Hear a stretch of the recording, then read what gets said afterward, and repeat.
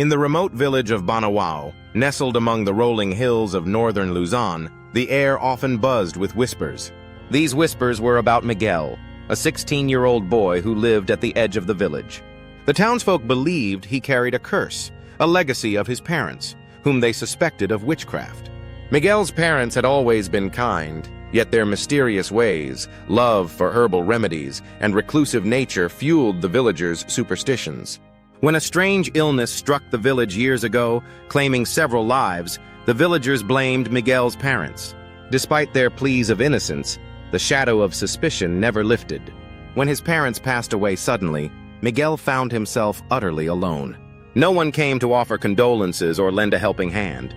Days turned into weeks, and Miguel became the ghost of Banawao, shunned and pitied from afar. One night, as the boy lay on his bamboo mat, he had a vivid dream.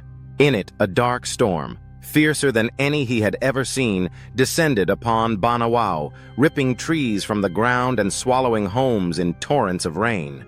He woke up drenched in sweat, his heart pounding with a certainty he couldn't explain.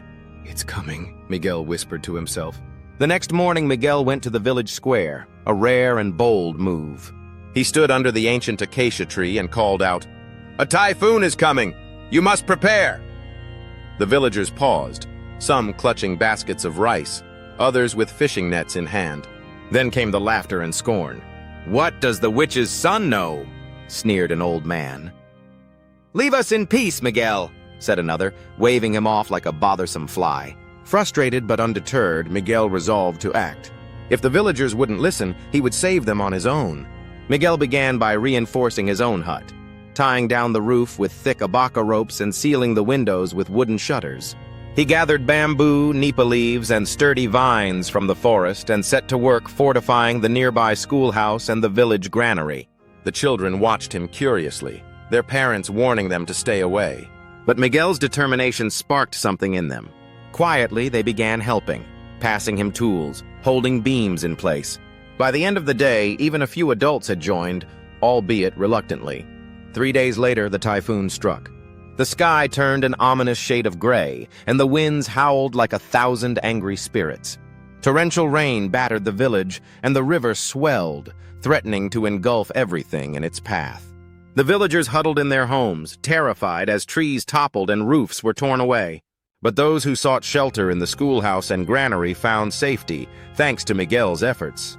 When the storm finally passed, the village lay in ruins, except for the structures Miguel had fortified. The granary, filled with precious rice, stood intact, ensuring the villagers wouldn't starve. As dawn broke, the villagers emerged, their faces etched with disbelief. Miguel stood by the granary, drenched and exhausted, yet alive. For the first time, the villagers looked at him not with suspicion, but with gratitude. "You saved us," whispered a woman, her voice trembling. The village elder approached Miguel, his eyes filled with regret. "We were wrong about you, boy. Your parents would be proud." From that day forward, Miguel was no longer the outcast of Banawao. The villagers began to seek his counsel, respecting his wisdom and resourcefulness. He taught them how to prepare for storms, shared the knowledge his parents had passed down, and became a trusted figure in the community. In saving the village, Miguel not only found acceptance, but also a purpose. He proved that courage and kindness could break even the darkest of curses, turning fear into admiration and loneliness into belonging. Miguel, the boy once shunned, became Banawao's hero, the boy who braved the storm.